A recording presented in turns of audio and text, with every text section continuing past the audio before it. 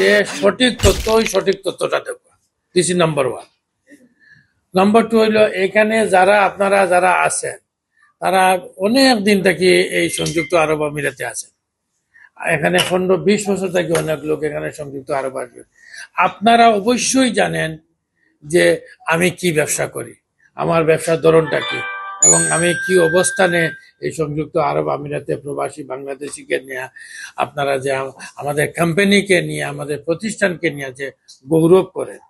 এখানে আপনারা কোনো দিন কোনো সরকার কোনো কিছু, এই দেশের সরকার বলেন, এই দেশের সংস্থা বলেন, পুলিশ, সিআইডি থেকে আরম্ভ করে এত স্ট্রং, কোনো ধরনের 2 নম্বর কাজ করে এখান থেকে কেউ রেহাই পাওয়ার সুযোগ নাই।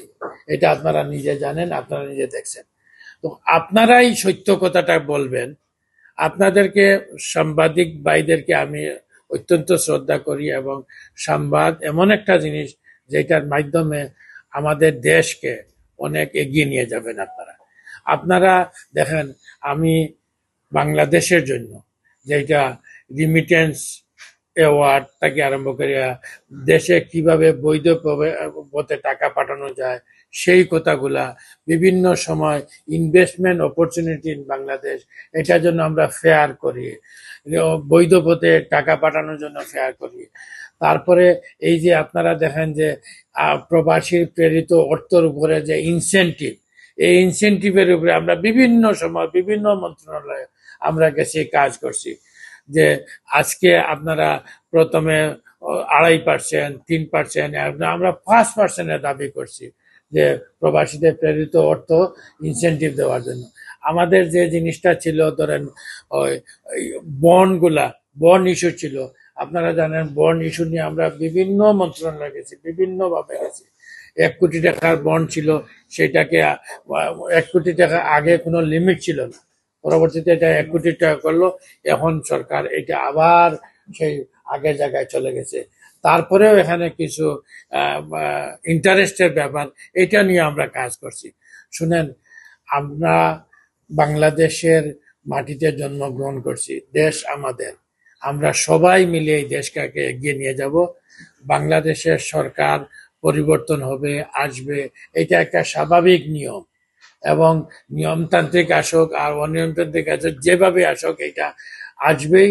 এবং প্রত্যেক 4 বছর পর পর ইলেকশন হবে, পৃথিবীতে সব জায়গায় হয়, পরিবর্তন আসবে। আমরা সরকারের সাথে কাজ করতে চাই, আমরা সরকারের সাথে, আপনারা দেখেছেন আমি কোনো পলিটিক্যাল কোনো পার্টির সাথে ডাইরেক্টলি কোনোভাবেই জড়িত নাই, আমি সরকারের সাথে জড়িত, সরকার আমাদের, এবং আমরা যে সরকারই আসুক না কেন আমরা সরকারকে আহ্বান জানাই, সরকারের সাথে সহযোগিতা হিসাবে কাজ করি। আমি এজ এ বাংলাদেশ বিজনেস কাউন্সিলের প্রেসিডেন্ট হিসাবে, সিআইপি অ্যাসোসিয়েশনের প্রেসিডেন্ট হিসাবে আমার কর্তব্য দায়িত্ব সবসময় যে আমি এজ এ বাংলাদেশের প্রতিনিধি হিসাবে কাজ করছি। আপনারা দেখেছেন আমরা, এবং যে যাই বলুক না কেন, আমি এতদিন থেকে বাংলাদেশে ইনভেস্টমেন্ট করে আসছি।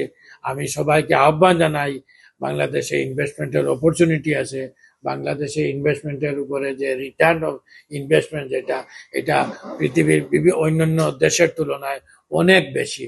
এই রিটার্ন অফ ইনভেস্টমেন্ট আমরা প্রবাসীদের জন্য ইকোনমিক জোন করার জন্য সরকারকে বলেছি, আলাদা একটা ইকোনমিক জোন করার জন্য।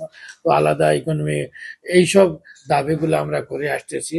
এবং আমি সবাইকে, আমাকে কে কি বলুক এটা আমার কিচ্ছু আসে যায় না, এটা আপনারা নিজেই প্রমাণিত করবেন যে আপনারা আমার প্রতিষ্ঠান কি করতেছে, এবং একদিন না একদিন এটা অবশ্যই প্রমাণিত হবে।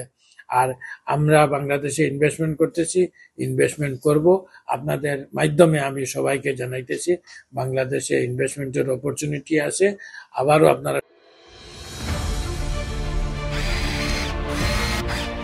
আলোতে থাকুন, ফোকাসে থাকুন, হাত রাখুন প্রজন্মের হাতে।